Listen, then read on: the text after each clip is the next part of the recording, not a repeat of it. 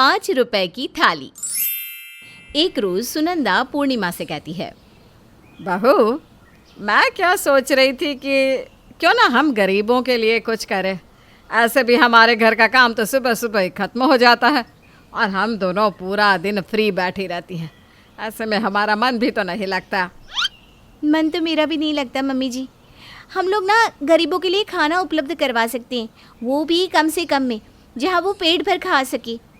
5 रुपए की थाली जिसमें दाल, चावल, सब्जी, रोटी, सलाद सब कुछ रहेगा, जिससे एक आदमी का पेट भर जाए, लोगों की मदद भी हो जाएगी और हमारा मन भी लग जाएगा।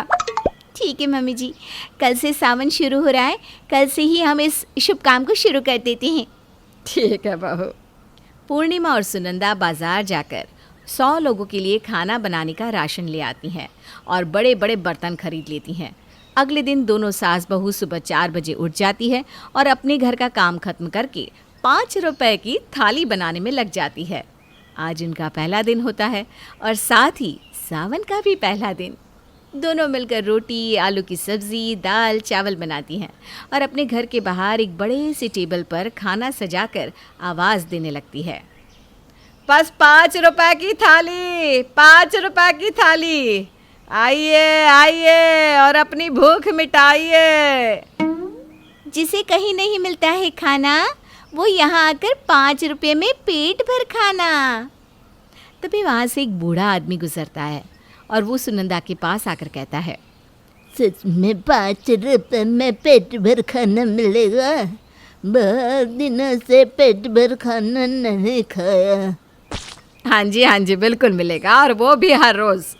ये लो 5 रुपये भीख मांग कर मैंने जमा किया है। पूर्णिमा एक थाली लगाकर बूढ़े को देती है। बूढ़ा झट से खाना खा लेता है और कहता है, अब तो मैं रोज़ 3 वक्त यहीं खाना खाने आऊँगा। खाना बहुत स्वाद था। मैं भी जाकर अपने गरीब भाइयों को बताता हूँ कि यहाँ 5 रुपए में थाली मिल रही है। भगवान आप लोगों का भला करे।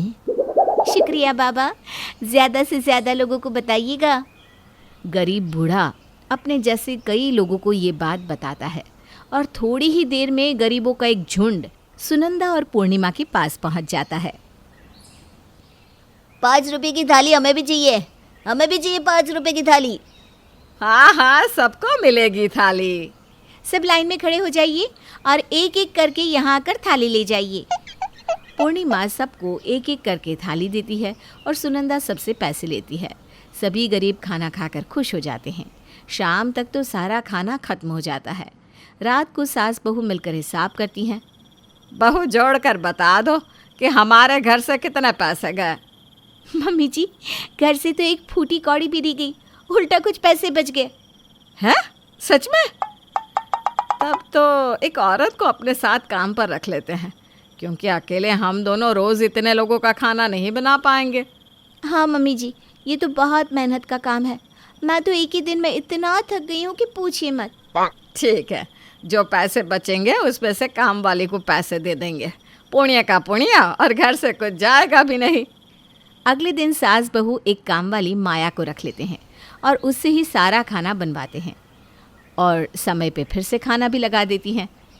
5 रुपए की थाली, आइए आइए, 5 रुपए में भरपेट खाना खाइए। सुनंदा के इतना कहने की देर थी कि गरीबों की लाइन लग जाती है।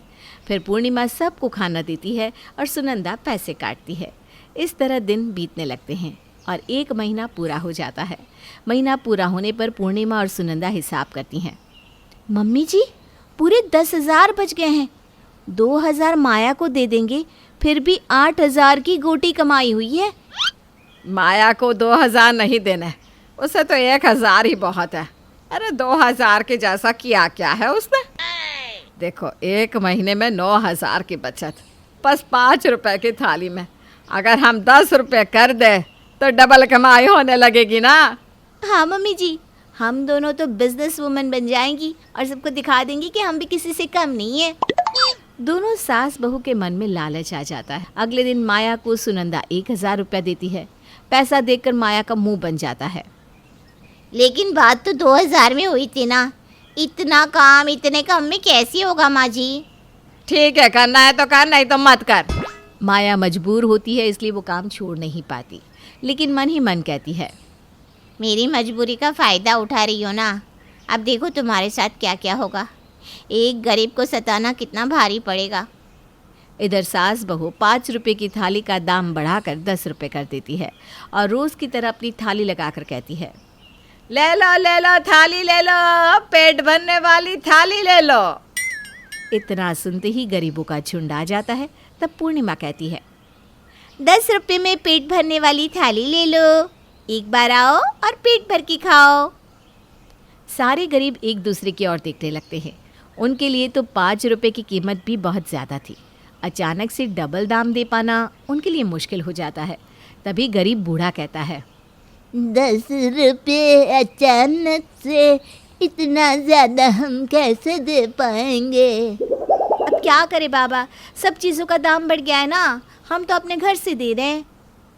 अब क्या करें हम, लेना है तो ले लो वरना चले जाओ। मजबूरी में सब थाली ले लेते हैं और सास बहू के चेहरे पर चमक आ जाती है। फिर रोज़ की तरह शाम तक खाना खत्म हो जाता है और शाम को सुनंदा कहती है, बहू, कल हम लोग ना बची कुची सब्जी खरीदेंगे, सस्ती पड़ेगी, जिससे हमें और भी कमाई होगी। ऐसे भी इन लोगों को ताज़ा खिलाकर हमें कौन सा फ़ायदा होगा। देखा मम्मी जी, आज कैसे वो बूढ़ा दाम के लिए बहस कर रहा था। ठीक कहा आपने, थोड़ी गली सड़ी सी सब्जी हुई तो इन लोगों को क्या ही फ़र्क पड़ेगा।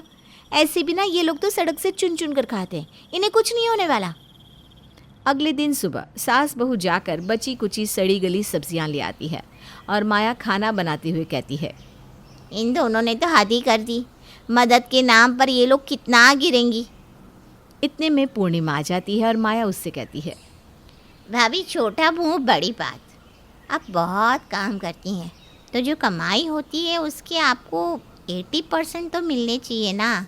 सारा दिमाग भी तो आपका रहता है। आपसे अच्छा बिजनेस कोई कर सकता है क्या?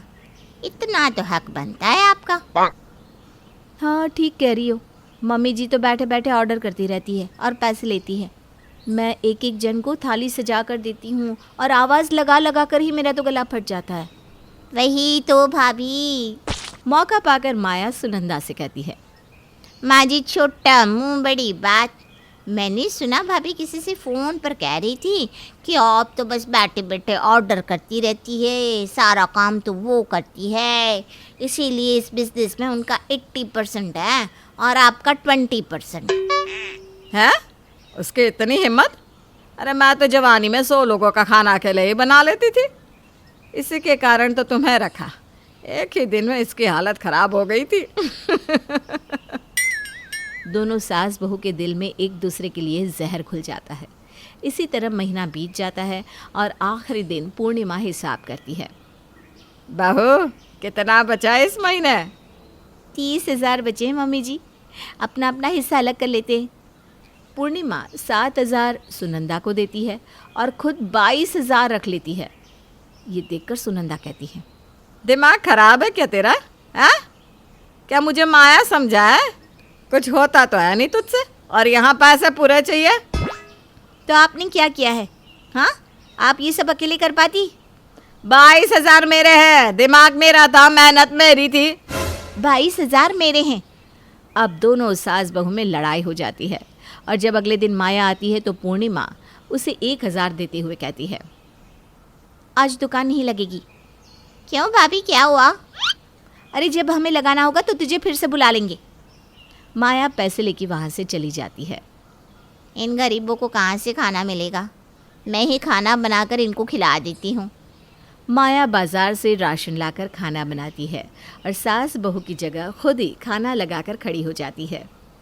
5 रुपए की थाली, आओ और 5 रुपए में पेट भर खाओ।